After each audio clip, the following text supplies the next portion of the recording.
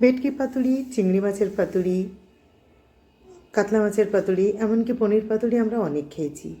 আজ আমি আপনাদের সাথে শেয়ার করব একটা অন্য ধরনের পাতুরি। সেটা হচ্ছে চিকেন পাতুরি। নমস্কার বন্ধুরা, লিভিং বাই ক্রিয়েশনের নতুন আরেকটি ব্লগে আপনাদের সবাইকে স্বাগত।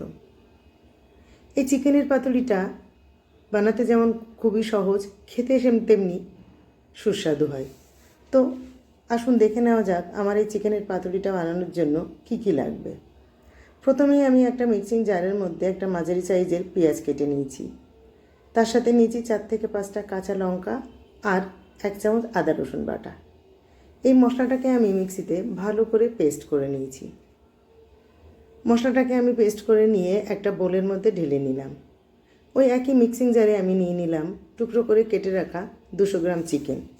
চিকেনটাকেও ভালো করে পেস্ট করে নিয়ে আমি বাটিতে ঢেলে নেব। এবারে আমি এই চিকেন আর বেটে রাখা মশলার মধ্যে কিছু গুঁড়ো মশলা যোগ করব। সেটা হচ্ছে, প্রথমেই নিলাম স্বাদ মতো নুন, 1 চামচ হলুদ গুঁড়ো, 1 চামচ জিরে গুঁড়ো, 1/2 চামচ কাশ্মীরি লঙ্কার গুঁড়ো আর 1/2 চামচ গোলমরিচ গুঁড়ো। 2 টেবিল চামচ সর্ষের তেল দিয়ে আমি চিকেনটাকে ভালো করে মেখে নেব। আমি এখানে গরম মশলা দিতে ভুলে গেছিলাম, তাই 1/2 চামচ গরম মশলা গুঁড়ো আমি এখানে দিয়ে নিলাম। গরম মশলা গুঁড়ো দিয়েটাও আমি চিকেনটাকে ভালো করে মেখে নেব। এবারে গ্যাসে আমি কলা পাতাগুলোকে উলটপালট করে সেঁকে নেব। কলা পাতাগুলোকে সব সেঁকে নেওয়া হয়ে গেছে।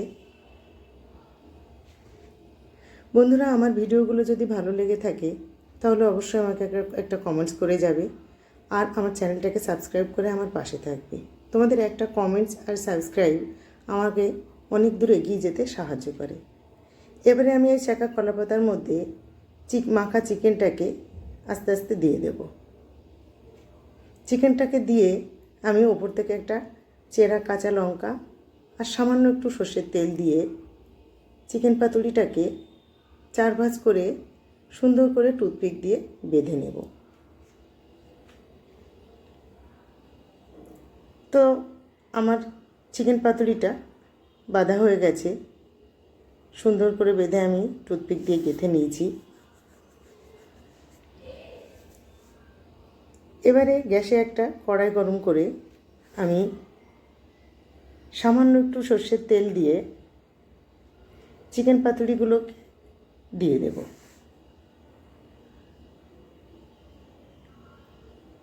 চিকেন পাতুরিগুলোকে দিয়ে আমি গ্যাসের আঁচটা কমিয়ে দেব। দিয়ে আমি এটাকে 5 থেকে 7 মিনিট ঢাকা দিয়ে রাখবো। 5 থেকে 7 মিনিট পর আমি ঢাকনা উল্টো করে ঢাকনা তুলে নিয়ে দেখুন চিকেন পাতুরির একটা সাইড ভালো করে ভাজা হয়ে গেছে। এবারে আমি উল্টে দিয়ে এটাকে আবারও 5 থেকে 7 মিনিট আর একটা পাশ হতে দেব। 5 থেকে 7 মিনিট পরে আমার পুরো চিকেন পাতুরিটা রেডি হয়ে গেছে। চিকেন পাতুরিটা দেখুন দেখতে যতটা সুন্দর হয়েছে, খেতে তার চেয়ে অনেক সুস্বাদু হয়েছিল। তো তৈরি আমার চিকেন পাতুরি। আমার ভিডিওগুলো ভালো লাগলে অবশ্যই লাইক শেয়ার করবেন আর সাবস্ক্রাইব করার পাশাপাশি আমার বেল আইকনটা অবশ্যই প্রেস করে রাখবেন। তাহলে আমি আমার চ্যানেলে নতুন কোনো ভিডিও দিলে অবশ্যই তার নোটিফিকেশান আপনার কাছে